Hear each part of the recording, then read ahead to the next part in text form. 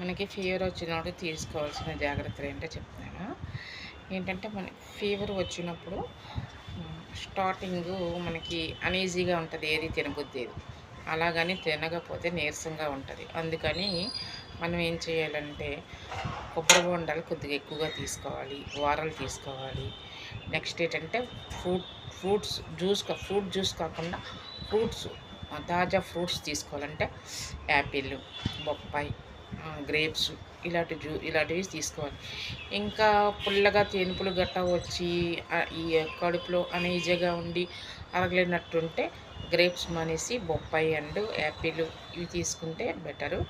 ఇంకా నెక్స్ట్ వారం కంపల్సరీగా యాపిల్ వారం అంటే వారంలో కూడా ఒక 2-3 ఐటమ్స్ ఉంటాయి. అలా కాకుండా యాపిల్ తీసుకుంటే బెటర్ అనమాట. ఎందుకంటే అందులోని మనకి